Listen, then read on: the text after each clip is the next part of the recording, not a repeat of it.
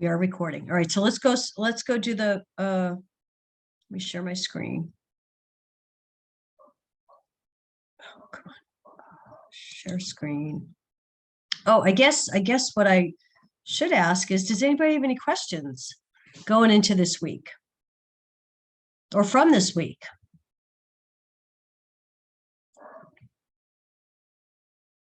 Guys, just Friday night and you're ready to be done? I actually do. When it come to the group project, Yeah. you you had assigned us one topic. It was a hepatitis, but when I looked at for the PowerPoint, it said hepatitis B. So which one were we? Or because I was just covering what did you guys do? Hepatitises. What did you do? I did it on. I did information on like all of the hepatitis. Okay, that's okay. A, yeah. B, C, D, and E, I think. And did you do your whole group? Did you do it with your group? I did. I worked with Jessica. I wasn't in contact with the other two. Okay. I have Jessica's contact, and me and her work together on it. So the second hour of tonight, where I'm going to ask each group to do just a quickie presentation. Just, you know, what did you do? There's four things that were supposed to be in your presentation. And by the way, the presentations were fabulous in all my classes this week. They were the written presentation was fabulous. I've already gone through all of them. And then the presentations the students did in class for my last two classes were awesome, just real quick. So we just went through, it's basically your paper, your PowerPoint, you know, what was your topic, right? How does it transmit? What's the mode of transmission? How do you control the transmission?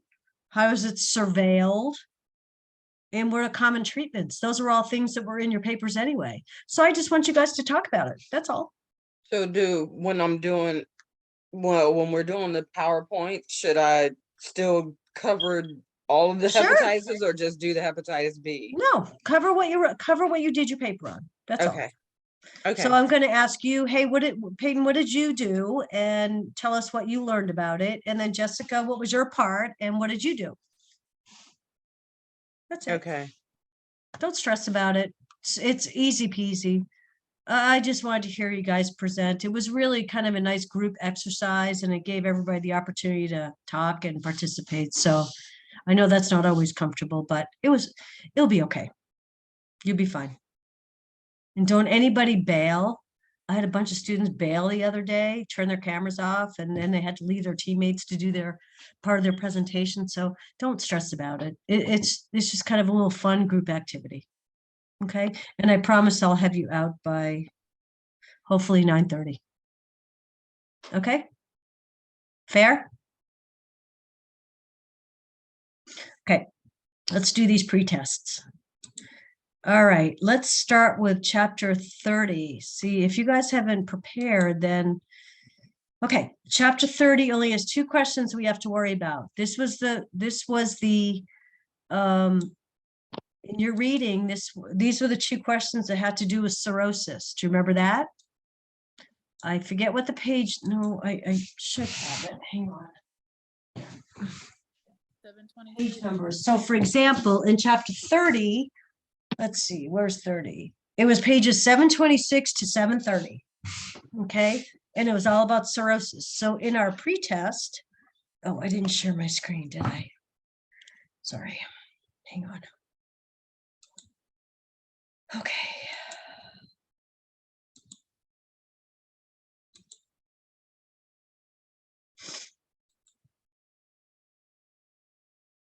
Can you see this now? Okay, so we don't have to go through the whole chapter 30 because that's not what was asked in your reading. It was to go through pages 726 to 730, and it covered cirrhosis, one topic. So I went into the pretest and just to see how we're doing. Do you guys know the answers to these questions?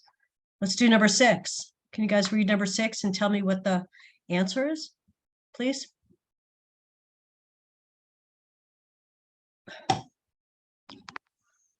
And the other thing that's good about these questions is these are practice. These are practice NCLEX. These are practice HESI questions as well. So does anybody know the answer to this? Is it C? Mm-mm. Is it B, the abdominal girth?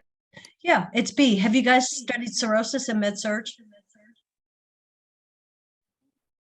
Well, Tara's shaking her head yes. You guys all studied cirrhosis and med-surg? This is a very med-surg week. This is a very med-surgy week in community. Okay, so cirrhosis. So what are you monitoring? Okay, daily weight and abdominal girth. Does that make sense? Anybody understand why that's not the right answer? Okay, what about number 7? I'm not talking the whole time, so I need you guys to jump in and participate. Okay, this is for you. This review, this is kind of a preview of what's to come up on the exam and HESI. So you got to know these questions. Is it A? A, the jaundice. Hey, what's the key word when you Jaundice. hear about cirrhosis? Is jaundice. So anything that has any answer that has the word jaundice in it is the right answer. Does that make sense? Because jaundice is classic, right? Okay, so those are your two questions that come out of your 5 pages of reading, 726 to 730. Let's do chapter 18, because that was a partial. Okay, so this one asked about hypertension and peripheral vascular disease. So I had to go through, you only had a certain amount of reading. You had 4, let's see, hypertension was 405 to 413, peripheral vascular or peripheral artery disease was 414 through 418. So we didn't have to go through every question. We'll go through a few of them. Okay, so it was the first 3 questions. Okay, what's the answer to this? Again, I know you studied hypertension and med-surg.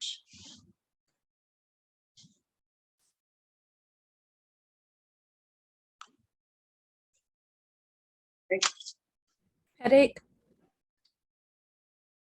Nope, headache, it's, do you see what the question's asking, which is not a symptom? Is it nausea? What do you got? What are the rest of you think? Nausea is that? Dizziness. Nope, think of it. If you have high blood pressure, what you're gonna have a headache, you might be dizzy, and you're gonna be fatigued. So the correct answer is D, nausea. Okay, what's the goal of, what's the blood pressure goal here? Number 2. 120/80? B. Mhm. Everybody agree with B? Anybody want to pick another answer? Okay, B is correct. Okay, what about when you have hypertension and you're on medication, usually you're on diuretics. So what's the answer to this question? B. In the In the morning? Anybody want to give another answer? And somebody explain why B is the correct answer. You take it at bedtime, you'll be up using the bathroom all night. It's all risk. Mhm. Mhm. Okay, so those are your practice questions about hypertension. You'll find the answers to these in your readings and in your notes. Okay, let's go to, the rest of them are full chapters. So let's go to chapter 9. This is chronic illness and rehab. And you guys know where I'm getting all this from, right? You know, if you look on your syllabus and it gives you week 8 readings, all of this is on there, right? Everybody knows where to find that? Okay, so chronic, with the readings 182 to 197, and all your readings this week are in your med-surg book. This ended up being the whole chapter. So we need to try and answer all these questions. So the pre-test, have the students answer these questions prior to covering this chapter to understand where they stand in relation to the content. Okay, so let's answer number 1. Asthma. D. Anybody else want to pick a different answer besides D? Okay, good job. D's the right answer. What about this one? Read the question carefully. What's the important word in that question? Immobility. Nope. Risk. Which patient get most for Who's developing that risk? most at risk? Most. Isn't that make it a priority question? So that might mean that all the answers might look okay. But then what does it ask? A. Most. Okay, so what's the answer? A. Most at risk. B. Anybody have a different answer than that?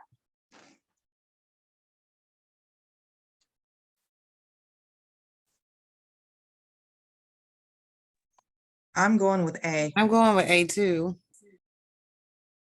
Okay. Okay, the correct answer is C. Severe rheumatoid arthritis. That places But ain't that them. usually in your hands? No. No? I'm sorry, what? Isn't that usually in your hands? Oh, not necessarily. But rheumatoid arthritis is very debilitating. And if you have severe, it's extremely debilitating. And the question is asking who is most at risk. Actually, Severe is where you get the most from. right. So actually all the answers, everybody's at risk, right? Every one of these answers are at risk to some extent. The question's asking who would be most at risk. You got to catch those questions, those words in those questions. Okay, does everybody understand why the answer is C? Yes, no. And again, if you're struggling to answer these, you're going to have to, you got to go back and read your notes and read your chapters. Okay, so let's do number 3. A. Anybody have a different answer? Okay, A it is. Number 4. B. Anybody have a different answer?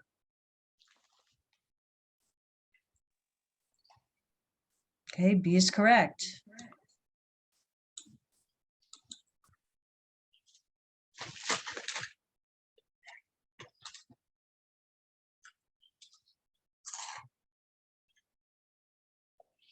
D. Anybody have an answer on number 5? I hear D. Anybody else? Why is it D? Because the security device is our last resort. You want to exhaust every other option before that. Okay. And when we're talking about security devices, what do we mean? I would think like restraints. Restraints. That's exactly right. Does everybody understand that? Okay, this is in your chapter 9 book, right? According to Healthy People 2020, what is a relevant goal for rehab? What would it include? If you haven't read the chapter in the book, you're probably not going to get this answer. Maybe A. No, it's C. C. Again, if you haven't read the book, you're not going to know this. So I'll just give you that answer. But you do need to go back to the book and look at your chapter 20, look at your chapter 9 Healthy People box in the book and know what their objectives are related to rehab. One of them is increasing the proportion of adults with disabilities who participate in social activities. Okay, number 7.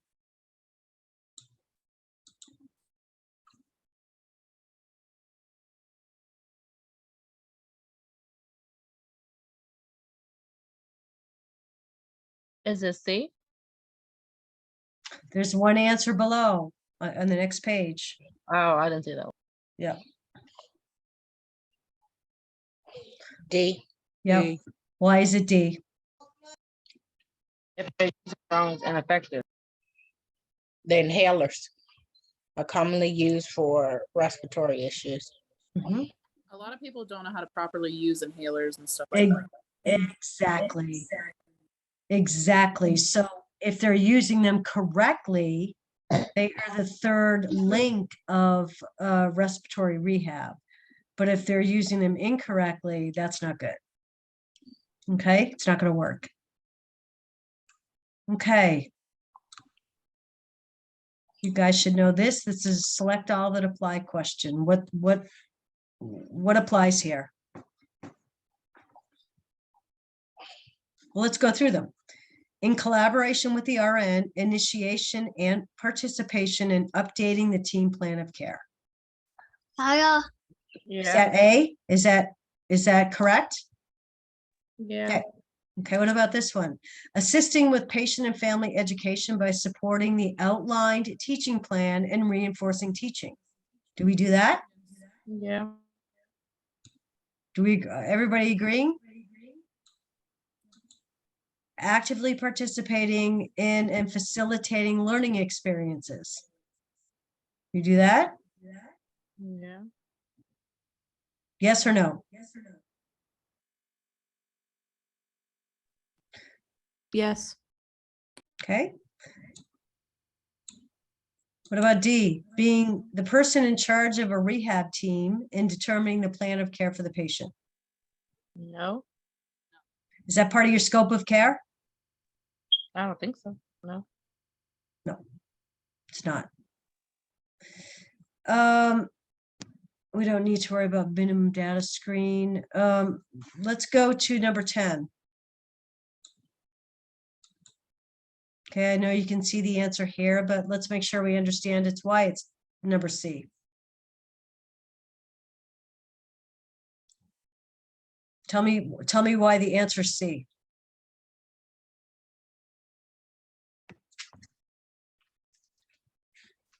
Well, Because if you, people thrive better in their own environment. So they're more comfortable. They have their own routine. So it's best to keep them at home as long as possible. Right? We want them to be as independent for as long as possible, right? So they can remain in their home, right? Mhm. Yeah, okay. yeah, why would you put them in a long-term care if they don't need to be? That don't make no sense. Yep. I want to go through chapter 5 because this care of post-op surgical patients. Okay, with what you had to read, it covered the whole chapter. So we need to know about how to care for post-op patients. There are questions on the exam about caring for post-op patients. Okay, this is one of the chapters that's the whole chapter. So let's see how you do. And if you don't know, you need to go back and study. So what's the answer number 1? C. Okay. Anybody have a different answer? B. Okay. I'm going with B. The answer is actually C. Up to 6 hours, and that's in your readings. That's in the very beginning of the chapter of this. Okay. What's number 2?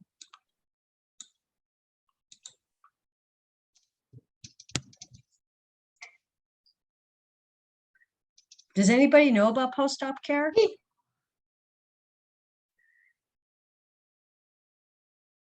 it every 30 minutes?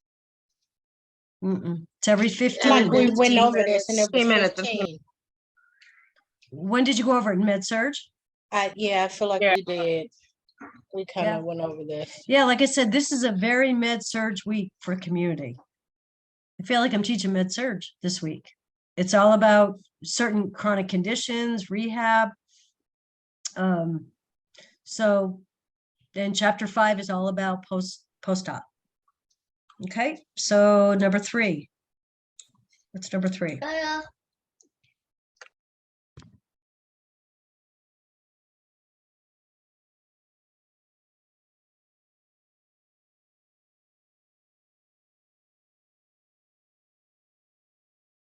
Is it C? No, the answer is actually A, and that's in your reading. Okay.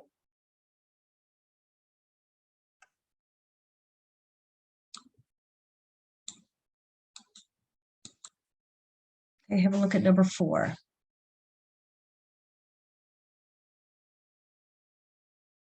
What are some key words in this question that you want to pull out?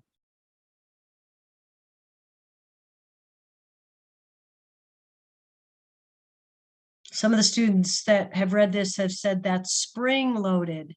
Spring-loaded was the key. You guys know what a spring-loaded collection drum is? What is that? What kind of drain is it?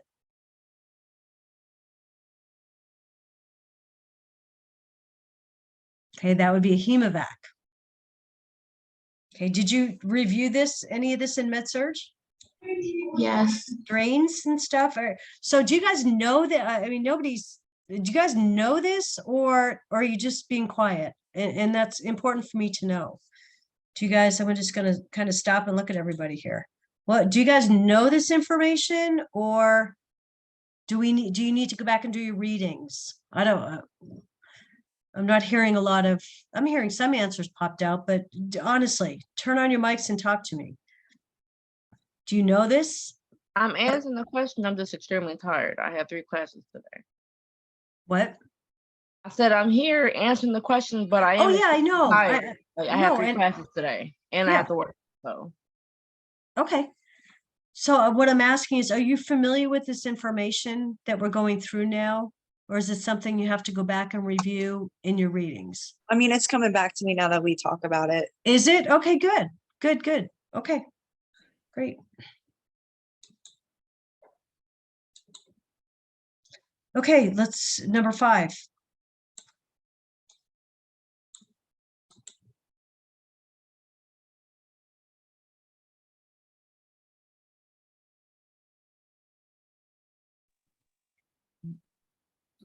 What else besides antiemetics might be helpful?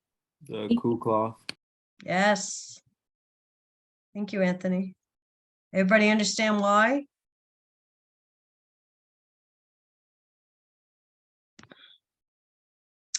Because you're going to try and cool down the body temperature, which would make them less nauseated. Okay, who can talk the class through how to get to the correct answer here? the 1 cup and then a half a cup. So you do the 240 and a half a cup is another 120. Okay, so 240 plus 160, right? Right? And then it's that ice is half of Perfect. Yeah. 240 plus 160 equals divided by 2 equals 180. Right? Everybody get that? Everybody understand why we cut it in half? yeah. Okay, cool. Okay, number 7.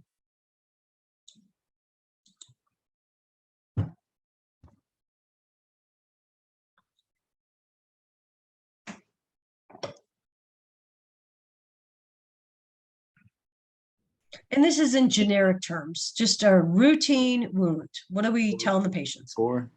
4. 4 weeks. 4 weeks. If it happens sooner, great. But generally 4 weeks. Okay. Anybody know the answer to number 9? I know we skipped one, which is fine, but anybody know the answer to number 9?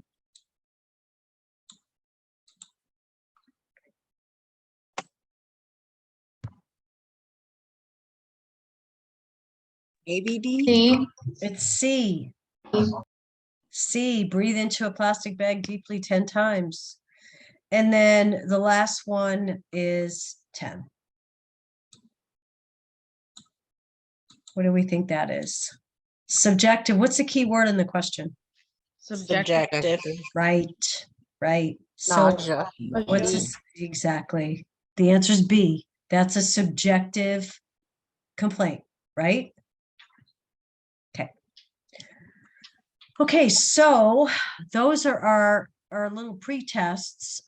So you do your own assessment and figure out, are you kind of in the ballpark with these?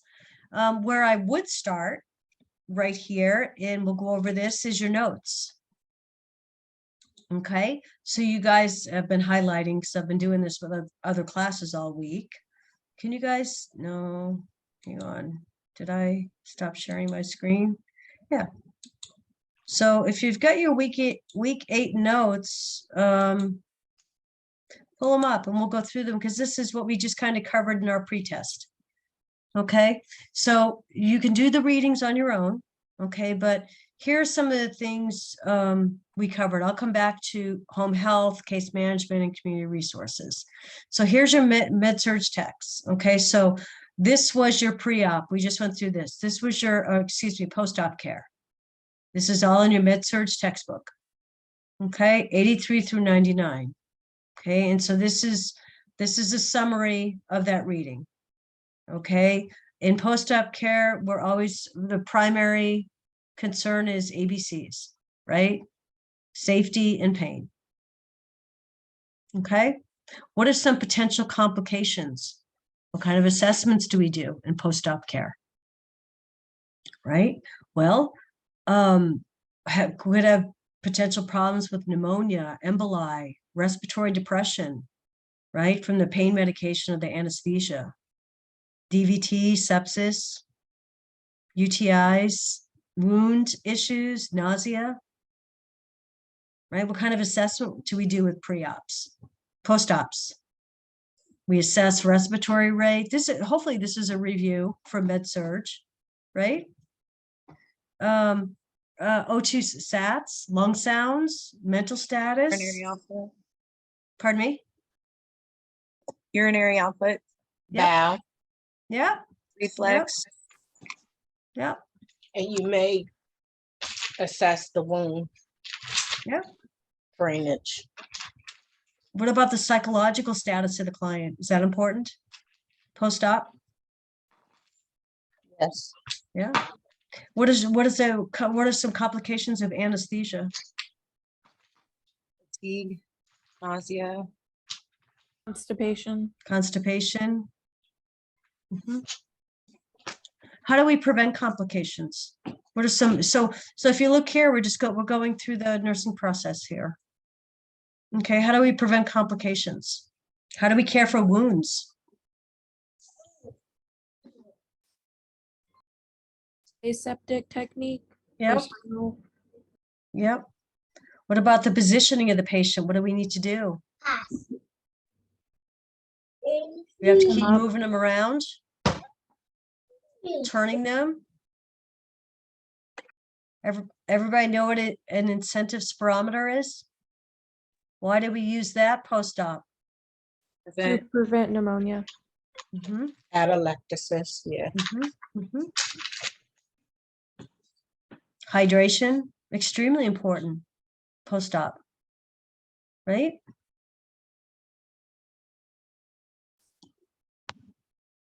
Maybe stool softeners, laxatives, right? When they finally do start eating protein, vitamin C, right? Especially with splint incisions, right? They coughing and deep breathing, that can be real tough for them. Okay. And this is important here. Remember, psychological distress impacts physiological function. High stress lowers immune function, worsens pain, and delays healing. Right? Would you guys agree with that? Okay, so that's just a quick summary. Have a look at your textbook with regards to that reading as well. Okay, here's our section on cirrhosis. Again, I put in the page numbers for you to read. This is all out of your med-surg book. What do you know about cirrhosis? What are some common causes of cirrhosis? Alcoholism. Mm-hmm. Your hepatitis is? Hepatitis. Yep, yep. Okay, and then here just gives a little A and P anatomy, physiology about cirrhosis. So what do they present with? What might they present with? That's why I have fatigue. Abdominal pain. Yep. Fatigue, weakness, headaches, abdominal pain, anorexia, indigestion, nausea, vomiting. What about bruising? Are they at higher risk for bruising? And from what?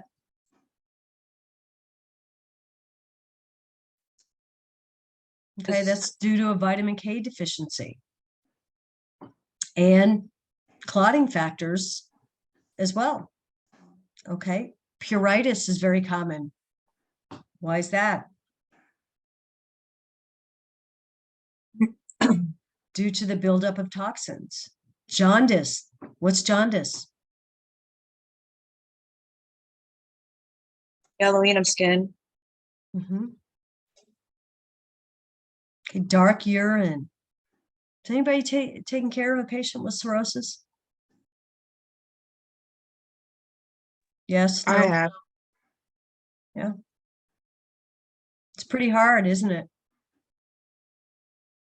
Yeah.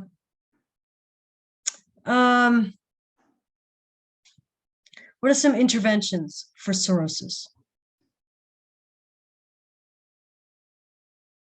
Pull from med-surg. Maybe sodium restriction, Avoid alcohol, of course. of course, right? Yep.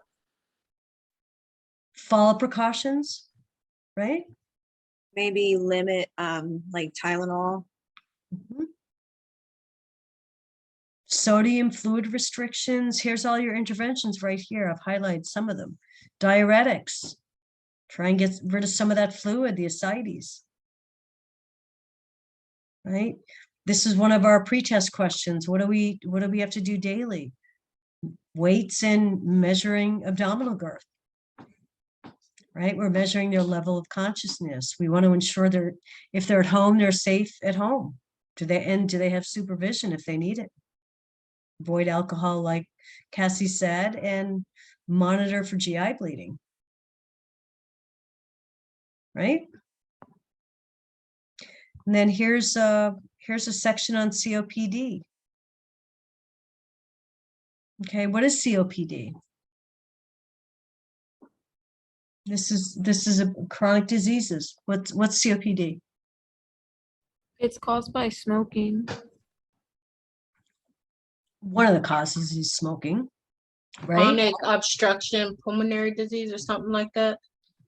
Yep, chronic obstructive pulmonary disease, right? The narrowing of the airway.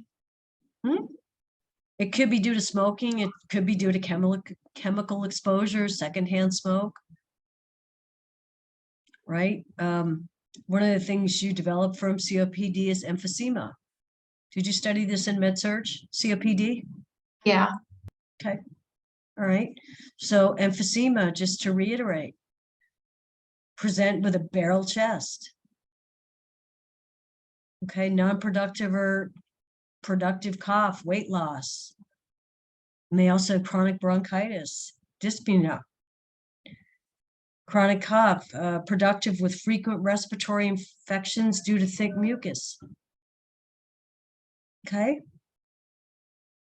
What are some interventions for COPD? They're listed here. Okay, stop smoking, reduce air pollution. You guys can read through your interventions. The next section is your type 2 diabetes. What's type 2 diabetes? Is that insulin dependent or non-insulin dependent? Non-insulin dependent. What is type 2 diabetes? It's usually caused by diet. And weight? Right? Okay, a lot of times type 2 diabetes can be reversed. Early diabetes and pre-diabetes are reversible. Weight loss, dietary modification, exercise, stress reduction. Do we know what hypoglycemia is and hyperglycemia? What do you treat? Is low blood sugar, hyper. Okay. What do you treat low blood sugar with? Something sweet. Sugar. Right? Carbs. Juice. What do you treat hyperglycemia? High blood sugar level. What do you treat that with? Insulin. Insulin. Okay, so this goes through all that. It talks about what does insulin do? Right? We know insulin moves glucose, sugar to muscle cells to burn energy. Burn for energy.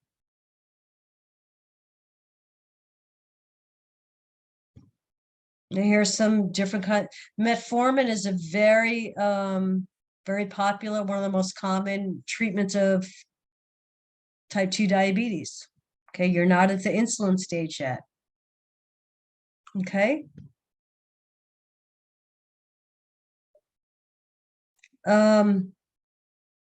Peripheral artery disease.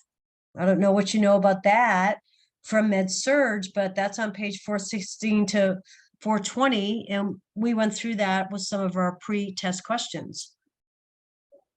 Arterial sclerosis of the peripheral arteries leads to decreased blood flow to the extremities. Think about it, it's peripheral arterial disease, peripheral extremities. Right?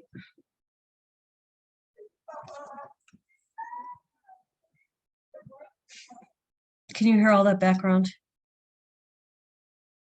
Yeah, just a little bit. All right, let me shut the door. Hang on.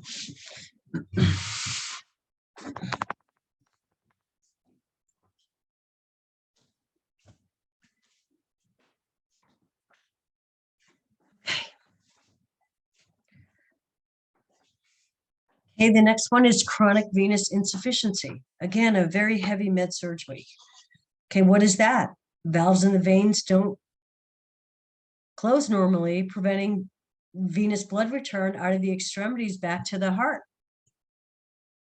Right? What are some of the causes of that? What are some of the interventions? Okay. So these notes follow right along with your book, follow right along with our pre-test questions that we did. Then here's hypertension. Okay, typically our blood, we want 120 over 80. If we get to 120, if we get to between 120 and 130, maybe we try and address that with diet, exercise, weight loss, smoking cessation if they smoke. Once we get above 130, then you're looking at medications, antihypertensives. Okay, what are some contributing factors to hypertension? Ethnicity can be one of them. And what ethnic groups have higher risk factors for hypertension? Certainly older people do, age, but ethnicities, African Americans, Native Americans, Hawaiians, Asians are at higher risk. If you have a family history of hypertension, you're at higher risk. Alcohol consumption, higher risk. Smoking, higher risk. Obesity, diabetes, lots of risk factors for hypertension. What are some interventions? Okay, goes through these here. We always hear about decreasing your sodium in your diet, right? Advocating for routine exercise and other dietary changes. Okay, and then down here, box on page 410, box 18.1, it talks about patient education related to medications, and it talks about those diuretics to give in the morning. That's where that question came from.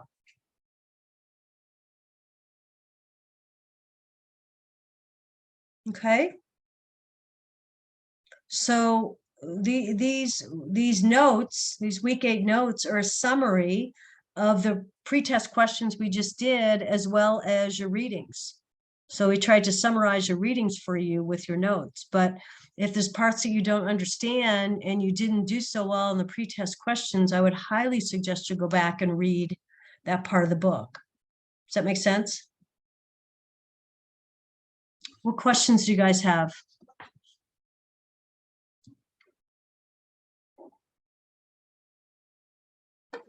Okay, let's do our presentations. I can't wait to hear about them. Well, actually, hang on. Do you guys want a 5-minute break? Yes, Would it please. be My hel- phone is there. Okay, it's 7:54. I'll see you at 8 o'clock. Okay. Okay.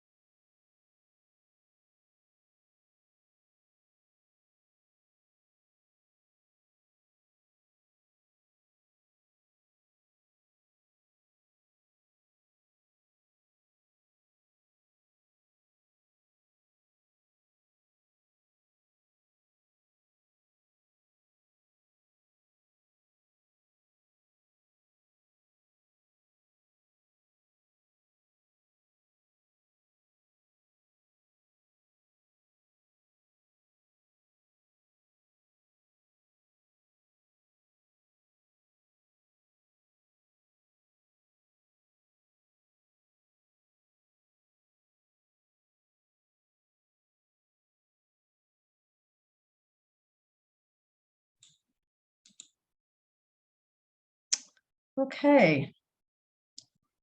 Everybody back or close to? This is my favorite part of class this week with all my groups, is listening to your short presentations.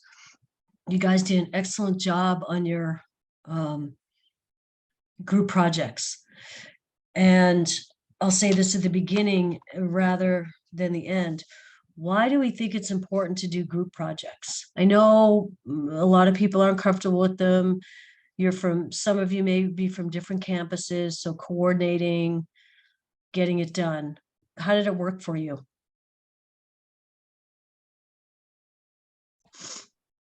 Our project went pretty well. We're all from the same campus, so it was easy to get together. But I think it's Okay. important because like I feel like healthcare, you always are working as a team with multiple different Exactly. people. Exactly. Exactly. What's some important characteristics that you need to have to be able to participate in a group to make it successful, whatever your outcome is?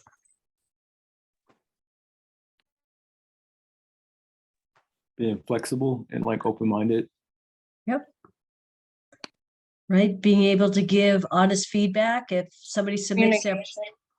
pardon me? Being able to communicate. Communication is number one, right? Hopefully you got going early and everybody, you divvied up what needed to be done, right? The ability to be able to receive constructive feedback. You know, we assigned you this part, but you really didn't answer the questions we needed. Could you redo it? Or, right? Open communication. What are some barriers to group projects? What can happen?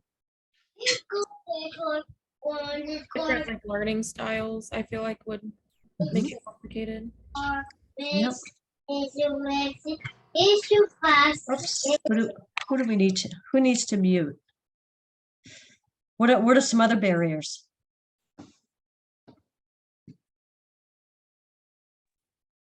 Maybe lack of participation, Different schedule. different schedules. Yeah. What else?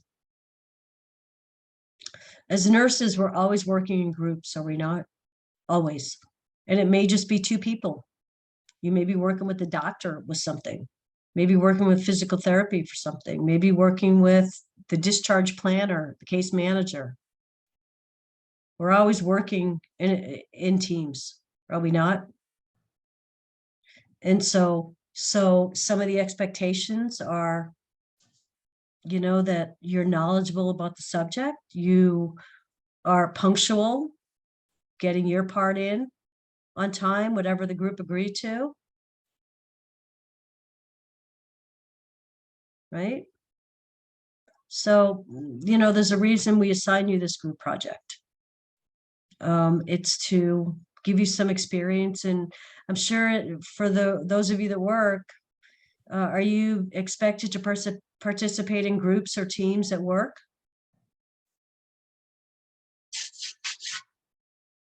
Yeah. Yeah. Yeah. All right, let's see. Let's do the alpha group.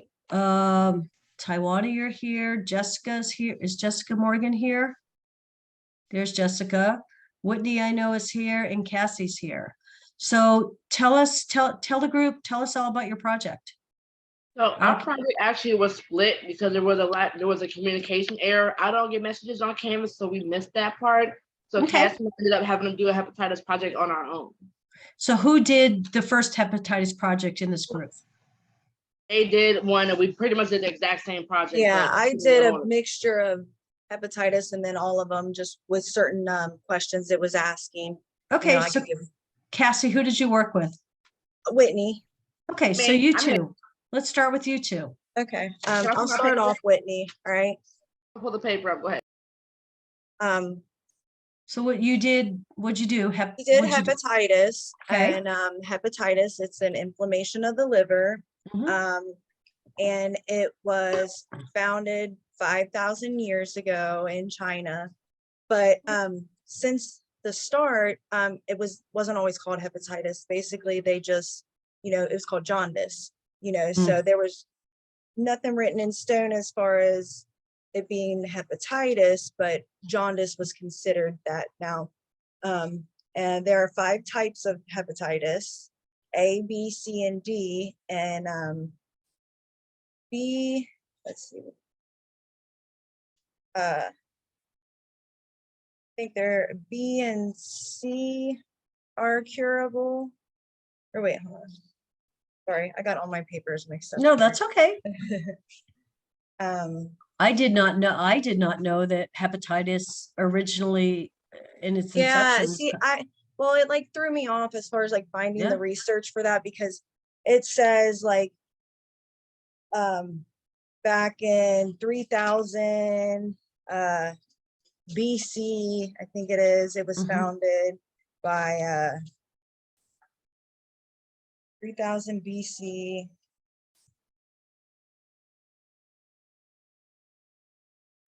Sumerians. And then in 400 BC, it looks like hypocrites, but Hippocrates maybe. So, and then actually in World War II is when the epidemic started, because Right. of they was getting the shot for yellow fever, Mhm. and they must have used infectious blood of somebody. So that's, I think, what set it off. Yeah. How's it transmitted? It can be transmitted through poor sanitation, drinking water, blood on blood, so human contact, whether it be from sex, feces. Yep. Poor sanitation. That was also a part of my project, Yeah. part of my portion of the Go ahead, question. Whitney. I'm sorry. Hepatitis A is caused by like a specific virus. It's typically found in the stool of someone who currently has hepatitis A. Yep. It can be easily spread by just putting something in your mouth that's already contaminated with fecal particles. People who don't wash their hands and just touching stuff like that. The difference between that and BNC is a different type of virus, and that's found in like the blood and body fluids of people who are already infected. Right. How do you track it? Who tracks it? Is that like reportable? The CDC tracks it Yeah. through their what's it?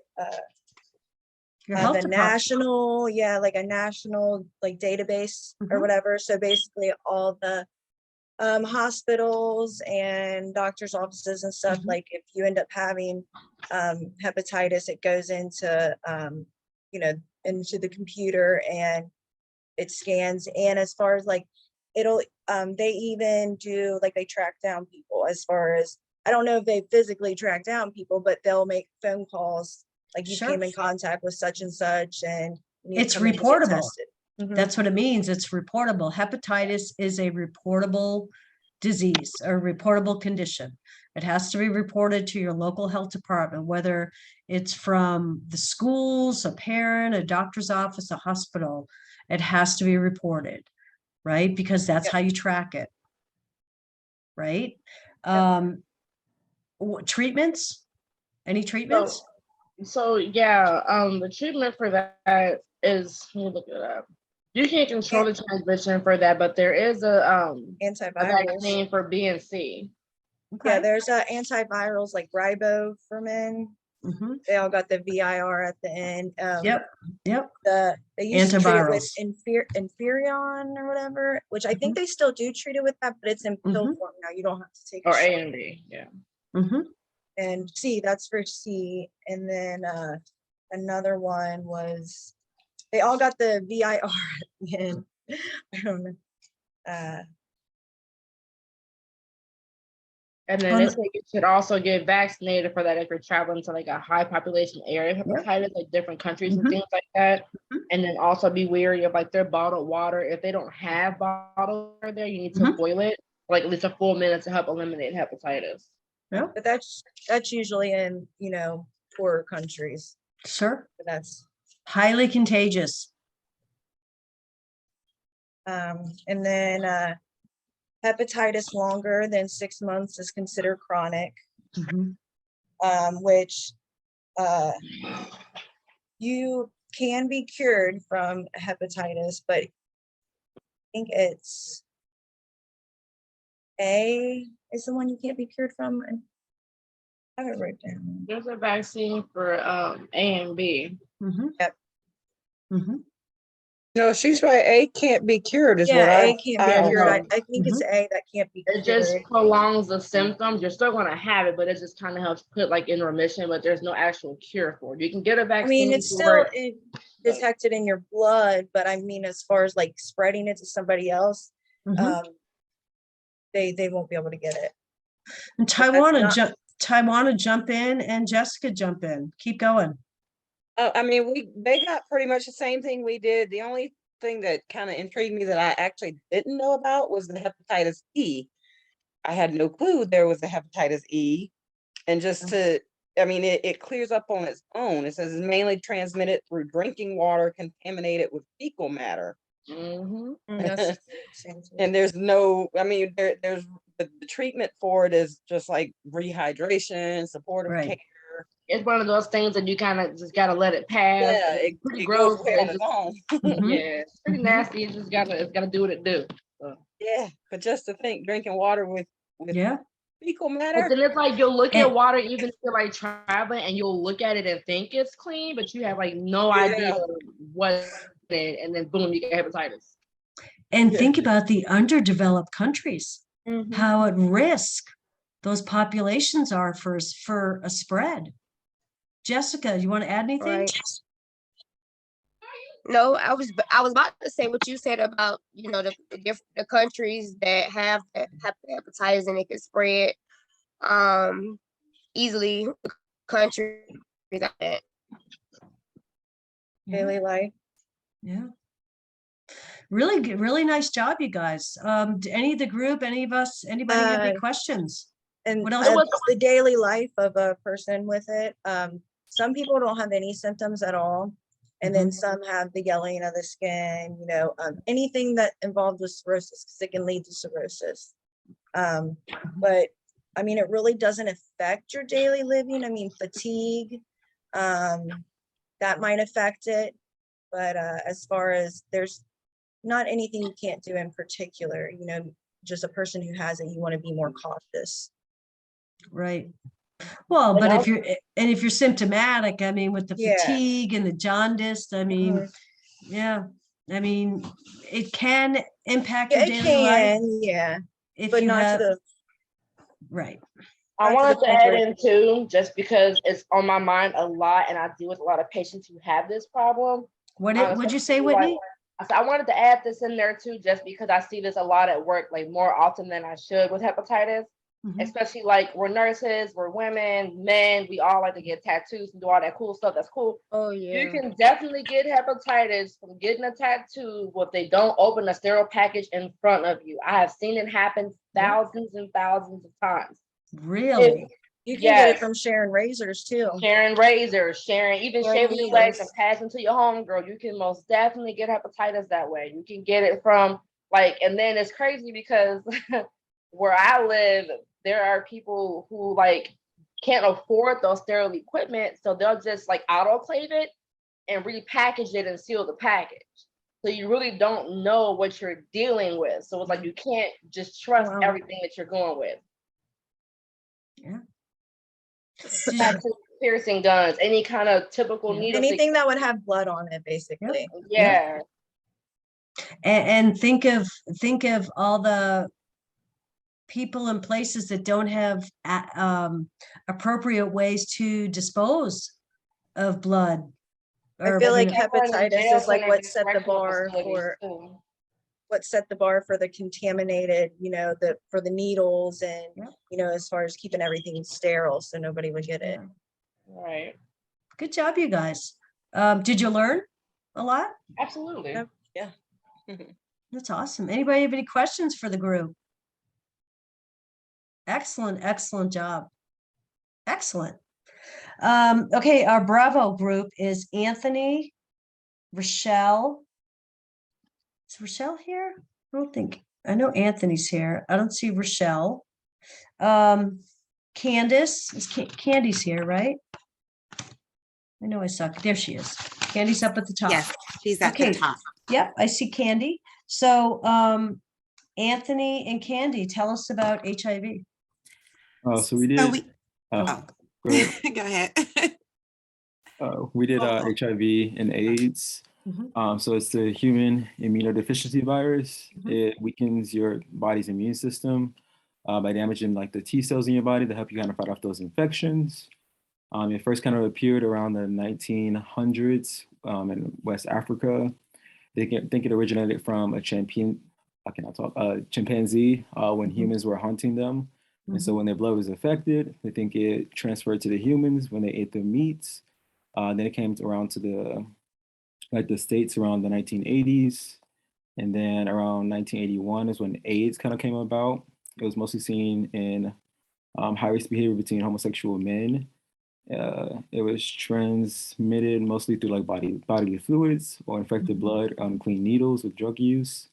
High risk are people of all ages and race, but mostly homosexual, bisexual men, just because of the type of intercourse they engage in. So anal intercourse, because the lining in the rectum is so thin, it lets the fluids transmit very easily to the body.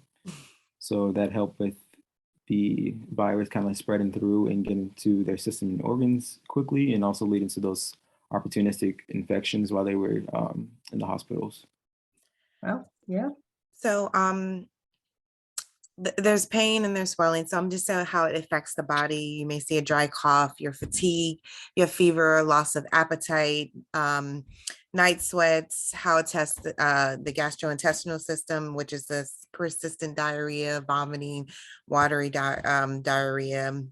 It really is autoimmune disease. It just attacks the body in so many ways. Now, there are people living, you can live with HIV. Let me step back. So HIV prolonged with untreated symptoms can develop into AIDS, eventually can develop in AIDS, but now they have so many types of treatments and treatment plans like PrEP, which they do offer to the LGBT community, or, just to be safe. I know PrEP people are going off PrEP and they think they can't use condoms. You should still be practicing safe sex at all times, even with PrEP, even with condoms, even with treatment, even with non-flare-ups. But you can live a relatively normal, active life with treatment. Like, it's not the death sentence it was before, like in the 80s and 82, when it was, formerly was called GRID, I believe, back then. But now they're advanced in treatment to have a relatively normal life, and it's preventative for you to get full-blown AIDS. Wait, sorry, everything closed. Sorry. And that's, again, another reportable disease condition that has to be tracked for, surveilled. I was in nursing school in the early 80s when the HIV epidemic came to the States. I was in nursing school back then. Half of you probably weren't even born, but yeah, it was back then. It's scary, scary times. Now, 40 years later, we know so much more, and it's managed obviously much differently, but yeah. Interesting. Yeah, so you touched on everything. Do you guys have any questions for Anthony or Candy? Excellent job. Did you guys learn? Yes. Yeah. Especially with like the beginning stages of it, and just the overall fear of knowledge. Yeah. And now I do have some friends that have, HIV, and they're living a very active, very strong, very positive life, spokespeople. And I just seen them go from like start to finish, like diagnosis to not finished, they're still living, but just to see the mental, it does what it does to your mental, suicide rates, just living with it and knowledge, and then the fear of not wanting to be touched, or can I hug someone? Can I kiss someone? How is it transmitted? Just to see just all of that and how they persevere. It takes a real strong person. I tell you that, because I would be gone. Right. But I can tell you, in 40 years though, we have come so far with the physiological treatment, the mental health treatment. Yeah, it still has its, what do you call it? People think of, what people think of when you think of HIV or something, but the progression of treatment and progression of how we deal with it has come so far. So really good. Stigmas. Yeah, thank you, Destiny. Stigmas. Yeah, it's still there, but it's much less of a stigma than it used to be. Yeah, great job. Do you guys have any questions? Awesome job. Awesome. Thank you, everyone. Really good. Thank you. Okay, let's go to our Charlie group. Peyton. Let's see. Is Jasmine here? Let's see, Jasmine. Jason's here. Peyton and Jason. Tell us about whooping cough, pertussis. Oh, I should have said that. You were going to tell me that's what it's called, right? It's called pertussis. Yeah. Is Peyton here? Yeah, I'm here. There's Peyton. Do you want me started or you want to go ahead and go? No, you go ahead and start it. Oh, such a group, look at that group. Look at those group dynamics with those two. Tag team. Well, Tag it was team. discovered in the 15th century by I can't pronounce this guy's name. It's like Guillaume de Bayeux. Took a gander at it. He was definitely sounds French. He is French. So the whooping cough is it's a highly contagious bacterial infection into the lungs. I remember this with my sister a long time ago. When she was, this affects mainly like babies. It can affect anybody, but it really can happen, to the older ones. And I remember the cough that she had. Yeah. So it's like it was almost like well, maybe I don't know, whooping. It's not the same thing as croup, is it? No, it's it's croupy. I mean, the cough is the giveaway. Yeah, I already get them with mixed up, but they pertussis. said it was whooping cough. I remember hearing them saying that. So that's the origin, like the person who discovered it. He didn't discover it. He was like the first person to really describe whooping cough. He was the first person to describe it. I kind of would go ahead and say that he discovered it, but like he was the first person to describe the symptoms of it and basically name it as whooping cough. Do we use whooping cough and pertussis interchangeably, or did one become the other at a certain time? See, now that part I could not find out because I tried to. As you can see, I used probably 60,000 different references, but I tried to, and it just kept going interchangeably. It kept saying whooping cough, then it kept saying pertussis. Yeah. Well, So if you think that. of the childhood, if you think of the childhood immunizations in their schedules, they call it pertussis. That's I was why going to asked. say that. So some people still call it whooping. I know they do. They do. So what are we supposed to be calling it? Pertussis. Now? Pertussis. Okay, sorry. Keep going, Jason. Oh, well, the symptoms would be kind of start off somewhat like cold, with a runny nose, nasal congestion, maybe a fever, some cough, and maybe some watery eyes. Okay. But it can get worse to like very thick mucus secretions that are cause uncontrollable coughing, maybe extreme fatigue. And then again, that whooping, I don't know why they call it whooping sound. Bark. Right. And at this point, you need to go get antibiotics, go see a doctor, and you probably would be prescribed with what was the common one? Erythromycin and clarithromycin. And then you definitely want to try not. It's very contagious, so you want to make sure that everybody else, are educated on that. Yep. Okay. Peyton? There are. Oh, sorry. Oh, good. I was just going to say that there are some vaccinations that you can get, especially for the infants, where it can help prevent it or Yeah, it's part of your old childhood vaccination regimen. Mhm. Which I So never heard of the 6-in-1 vaccine and then the 4-in-1 vaccines, which Yeah. I have heard a little bit about that. Peyton, what do you want to add? I mean, the only Is it- thing I really want to add that it is curable with treatment. Oh, You're yeah. no longer really considered contagious you're contagious at first, but once you take your antibiotics for at least 5 days, then you're not considered contagious anymore. Right. Even though you may have a persistent cough for weeks. Yeah. Right. But they also say that they recommend that pregnant women in their 3rd trimester get the vaccine, which can help give their baby some protection Oh. against it. Oh, I didn't know that. That's okay. Makes sense. Okay. And obviously this is reportable, right? And I only know this, well, I know this because working in the schools.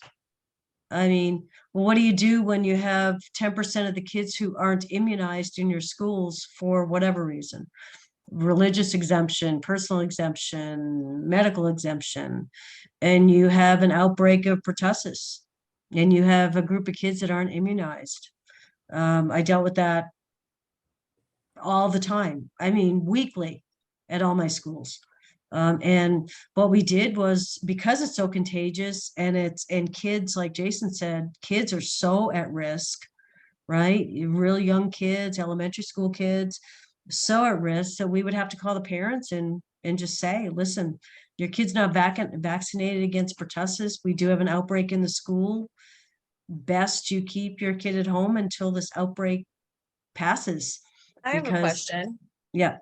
Did you guys ever have to like get CPS involved for parents that didn't vaccinate their kids? Like, No. because I know my sister doesn't vaccinate her kids, and I didn't know, like, as far as, you know, if they get something or whatever, and because like my sister will wait last minute to take her kids to the doctor or hospital. No, we don't do, I mean, we were taught, our practice in school nursing is to be non-judgmental. All you can really do is try and educate. You try and educate that vaccines are the most important and the most effective way to prevent these childhood illnesses. Now, She's a chiropractor, so she has her own views on things. yeah. You know, But so. you know, parents have their rights now. Parents have rights too. They can do a religious exemption based on religious beliefs. They can do a personal because they, as simple as philosophically not agreeing with vaccines. And then some kids are so medically fragile that they can't have vaccines. And so we have to respect that, be non-judgmental, but just keep them informed, you know, if there's anything going on that puts their kid at higher risk, which So would to be, piggyback off that, what would you do if that child who's not vaccinated is putting other kids in the school at risk? Like, what authority, what can you do? well, why are they putting other kids in the school at risk? If anything, the sick kids would be putting the Exactly. kids at risk. Well, yes, like if the kids in school are sick and then the other child who's not vaccinated or whatever the case may be, you know. That's what I just said. It's So funny we- how they're afraid of the unvaccinated kids, yet, you know. That's Whitney, we used to have a kind of a short list, we would call it, of the 20 parents that their kids weren't vaccinated, and any kind of outbreak, chickenpox, not really hepatitis, but chickenpox, pertussis, we would call those 20 parents and say, hey, listen, No, just come get them and then just keep them out of school for a while. no, it would be up to them. We have an outbreak of pertussis. Your child isn't vaccinated. Your child's much more at risk for getting pertussis and much more at risk for getting sick. And so I couldn't toss them out of school, but I could say my recommendation is that you keep your child at home until the pertussis And the only thing that really stinks about people who are like that, I know with my sister, like with COVID and stuff going around, when her daughters got sick, it was like, we never knew if they really were sick because they never went to the doctor. And that's like with everything, you know, we don't really know exactly what is going on with them because, you know, she's not going to the doctor unless it's life threatening. Right. Well, And but that's crazy again, now that because a lot of these schools won't even let you go to school if you're not vaccinated. A Oh lot yeah, of they're in that is private a mandatory schools. document when you sign your kids up. well, we do have there's a it's called no shots, no school. Okay. However, if you have an exemption, Yep. that doesn't apply. We used to have kids that had exemptions and then parents who just refused to do an exemption and refused to vaccinate. Those are the parents that we would not go after, but Right. we would, you know, you'd have to talk to administration. What do you want to do with this family? You know, I got 3 kids in the school, they won't do an exemption and they won't go to the doctors and would say they have to stay out. That's the no shots, no school. Yeah, her kids are exempted.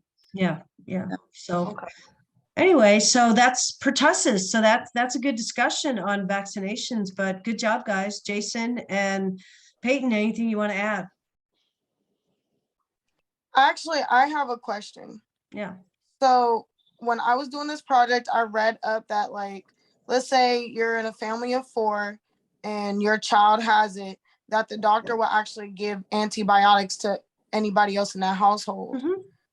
So like, while the kid's in school and has it, will like you tell them, like the parents, hey, you probably should take your kid to go get antibiotics simply because No. they've been exposed? No, I mean, it's, you know, word's going to travel, right? We're supposed to Yeah. maintain confidentiality, but no, if I got a bunch of calls from parents saying, oh my God, I heard there's a case of pertussis in the school. My kid has vaccinations. Should I go to the doctor? No, you wait and see if you become symptomatic. Okay. Right? Because not everybody's going to need antibiotics, but if that kid's been hacking in class for a week and they finally went to the doctor and the kid had pertussis, then he's kind of exposed the whole class. But simply, we would send a letter home that there's been a diagnosed case of pertussis in the classroom. If you have any questions, reach out to your own doctor. Okay. We weren't going to be like the health department in the clinic. Make sense? Okay, Jason and Peyton, we kind of overtook your, was there anything else you wanted to present? Great job. Good. Really good job. Okay, let's keep going because I said I was going to get you out at 9:30. Okay, Ellen, Felicia, and Destiny. I know I just saw Ellen come in. So Ellen, Felicia, Destiny, you guys did Ebola. Tell us about Ebola. So I don't know who wants to start. Started because I don't have my paper in my hand. Okay. So I can start. Ebola started, and when it first started, it was named after the Ebola River, which is in the Democratic Republic of Congo. Okay. And it was called the Ebola Hemophoric fever. And it's just a virus that can affect humans, primates, and pigs. And they don't know where or what the host was, but they believe that it was a I think it was a fruit bat that may have started, I think, the spread of the virus. And you can get it from like contact, or it can be in food. It could have been passed through food, I believe I read. It could be passed through bodily fluids like saliva, blood, coming in contact with something that the patient may have touched, and then you touch it, you can get it that way too. That's how it's transmitted. Okay. All right. Can it be treated? There are treatments and a couple of vaccinations, but there is not a cure. So like mainly they treat the symptoms of Ebola. There's a lot of fluids, and they may put them on oxygen. I'm trying to trying to find it on the What page. about antivirals? Anybody? Let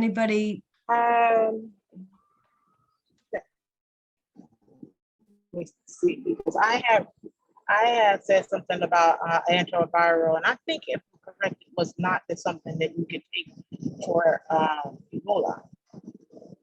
Okay. All right. When did Ebola, do you guys remember? I remember some kind of an outbreak we had. I thought it was in Texas. When did we see that outbreak in the US? It wasn't a huge outbreak, but when I think it was back in 2014. It was in to like 2014. Yep. 2016. And It was like what a happened? 2-year span, and it started in Africa, Yep. and then it kind of made its way west Yep. into the United States. Yep. So they've had Ebola like outbreaks, but like you said, they haven't been large. Mm-mm. The largest one was that 2-year span, and it was like 11,000 individuals died. Okay. Yeah. Worldwide from Yeah. the outbreak of Ebola, and then they had another one in 2020. Yeah, I thought so. And it, What else, Felicia? What do you want to add? Hold on. Do you the want us to go CDC through like? Go ahead. Well, ahead. I was gonna say I do know that it affects the way your blood clots. Mhm. So it causes internal bleeding. Yeah. And you could go into Bulimic what's it called? shock. Bulimic shock, yes, Mhm. from it. It's also called Ebola hemorrhage fever because you can get a really high fever. I think it was up to like 106, if I'm not mistaken. Mhm. I can't remember exactly, but yes, but it can cause internal bleeding, and then it can also lead to death. Yeah. So That's- just by this being an Ebola virus, it's not detectable until after the symptoms occur. So I don't. One thing I was in question about was how long would that take for the symptoms to arise? You know, I think it said like 3 days, or well, like until the I read symptoms like 3 to get 21. probably till the symptoms get serious enough that So, you seek help. Right? So like you could get tested, but what I read was the symptoms like progress from like day 3 to 10 or something like that, but it can be from like 2 to 21 days. I guess that it kind of runs its course. Yeah. So Scary stuff. Yeah. Okay, and great. it is reportable by the CDC. Oh, absolutely. Yes. Yep. And they're still monitoring everything. Yep. Great. Anybody have any questions for the girls? Good job, guys. Good job. Scared of Ebola for sure. Yeah. Echo group, Julie. Is Julie here? Yeah, I'm here. Oh, there she is. Julie, Hannah, and Tara. All right, so I ended Tell up us doing about the flu. All right, I ended up doing a PowerPoint. Do you mind if I share my screen? No. Oh, wait. I got to figure out how to do that. Wait. Participants. Oh boy. Tara's going to technologically challenge me. I think I can make you a co-host. You can share yours. Want to be a co-host? Sure. All right, you're a co-host. Awesome. All right, now I have to stop sharing my screen. I Okay. think. No, go ahead. Go. All right. There we go. Look at Tara. Wow. Hey. Look at you girls go. So we did the flu, and it was myself, Julia, and Hannah. Uh-huh. Let's see how to navigate this. So the flu, okay, there we go. Going ahead of ourselves. The flu is a viral infection that attacks your respiratory system. Move myself. Your nose, your throat, and your lungs influenza is commonly called the flu, and it's not the same as the stomach flu, the virus that causes diarrhea and vomiting. How was it discovered? It was discovered during the 5th century BC. The flu-like illness spread from northern Greece to the islands in the south in 1931. There was a young physician by the name of Robert Schopp who took lung samples from pigs, and that's how we got the swine flu. Oh, yeah. I didn't know all that detail. Okay. Yes. Transmission. It can be from person to person, sneezing and coughing, skin to skin. So like handshakes, hugs, sharing saliva, that sort of thing. Ways to control it. I mean, these are kind of common sense, but if you feel yourself getting sick, please stay home. Just create healthy habits, washing your hands, eating a healthy diet, get plenty of rest, helps your body fight these viruses that we've been talking about all evening. And disinfecting is number one. Good old universal precautions. Yes, your mask. Yep. How it's tracked. The CDC tracks the flu related illnesses and hospitalizations through a surveillance network, also known as the FluServeNet. It calculates the percentage of visits in the clinic for influenza hospitalizations and the number of deaths that have occurred. Oh, all right. Anybody want to read this one? Or are you guys good? Oh, here we go. Okay, there we go. Tara, I'm gonna need you to get it together. Sorry. The common treatment approaches. Of course, you'll have an antiviral drug in the form of a pill, inhaled powder, liquid, intravenous solution. They should be started after the illness begins, within 2 days of becoming sick. These drugs are known to lessen the fever and flu symptoms and shorten the amount of time that a person is sick upon one day. Oh, that's a lot. Okay. I got you. 6 fun facts about the flu. These were just things that I found interesting. Flu season is between October and May. It's contagious before your symptoms even start. It can start abruptly. It takes about 2 weeks for the flu vaccine to start working. There's a new vaccine every year. That's why you should get vaccinated every year. And there are 4 types of the flu: A, B, C, and D. Yep. And that's good job. Yeah. The problem with me with the flu vaccine is every time I get the flu vaccine, I get the flu. I get the same thing. So some of them are a live virus, so that makes sense. Right. And I did read recently that this year's flu vaccine is covering 20 different strands. Ooh. I think it went from 16 to 20. Last year was 16, we're up to 20. Good job, girls. Anybody have any questions for the ladies about the flu? Great job. All right, last group. Foxtrot group did the measles. Samantha's not here tonight. Waltera and Ashton. Did Ashton make it? Yeah, I'm right here. Oh, there you are. Oh yeah, you're in the dark. Tell us about the measles. So measles is a virus and it's spread through contact, or it also can be airborne. It first starts off with a fever and a cough, and then slowly turns into a rash.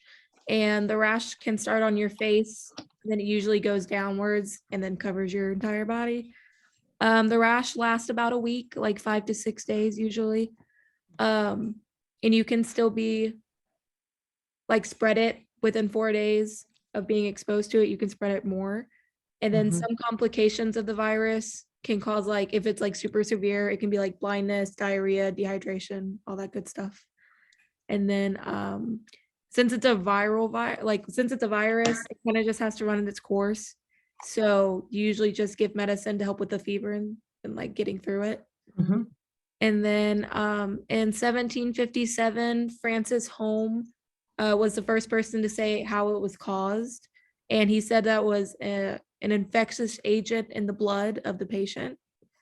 So, and then I did not know that. yeah. And then in 1912, it became like a national illness that literally everybody knew about. And it has to be reported. And that's been since 1963 that it has to be reported. Very similar to pertussis. You know, the same, we could have the same conversation we just had about pertussis, about the measles. Yeah. And you there's know, a vaccine as well. With the vaccines. Yeah. Yeah. So that's Yeah. my part. Voltaire's turn. Go ahead. Great. Well, Tara. It can affect anyone who has been exposed to the virus and has either never had it or never been vaccinated against it. The CDC recommends that everyone gets 2 rounds of the vaccine, the first shot being given at 12 to 15 months of age, because you can't get the shot until you're at least 12 months old. And then a second at 4 to 6. Due to the effectiveness of the vaccine, they thought measles were eliminated. Due to the rise in anti-vax rates, they have risen. What else do we have? Sorry, I'm a cat. Some interventions available are the vaccine and doses of immune proteins called immunoglobulin. I can't say words today. Taken within 6 days of exposure. Most of the time they're treating the symptoms more than anything, really. Right. Ibuprofen, rest, of course, as I mentioned previously. Plenty of fluids, humidifier, vitamin A supplements. In adults, mainly over the age of 20 are for the serious complications. Yeah. Yeah. I read that the babies, the immunity can be lost after 2.5 months of age, I believe. Or if breastfeeding is discontinued. Right. Which is why they get the boosters. Right. Did I hear recently in New York there is an outbreak or some kind of an outbreak of measles? Is it the measles? I thought I'd heard something like that. I'd Yeah. also heard on the radio not so long ago about like one of the hepatitises was having an outbreak in children. Yeah, I heard that too. Okay, good. Do you guys have any questions about measles? Really contagious.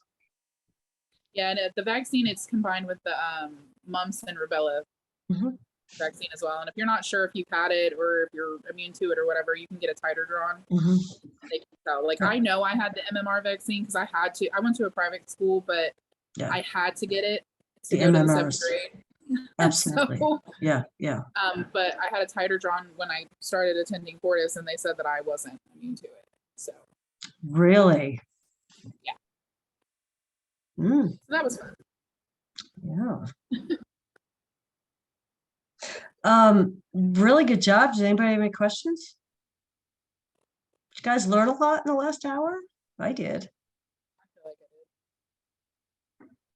Good job. Really good job. I know it's late for you guys. I know you're exhausted, but I appreciate the effort. Really good job. Just let's put, so we don't have to worry about it. Let's pull up your attestation and get it done. Okay. I'm probably going to turn off the homework grades sometime tomorrow. Okay. So everybody take a look if you want to see what your homework grades. You guys are, for the most part, really good with your homework, so I'm not real worried about that. If you look at when you look at your homework grade, if it's going up, that means you're turning in your homework. If it's going down, that means you're not turning your homework. So take a look at that. So go to the attestation.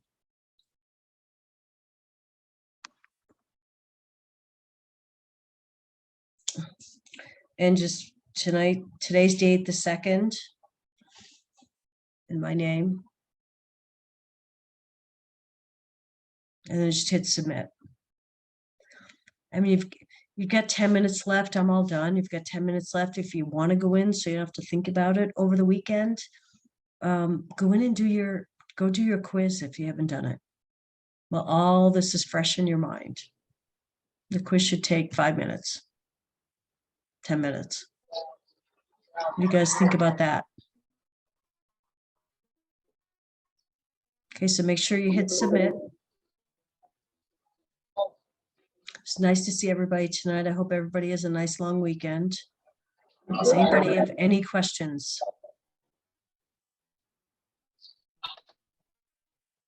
Did everybody put their name in the chat? Oh, no, hold on. Put your name in the chat, please.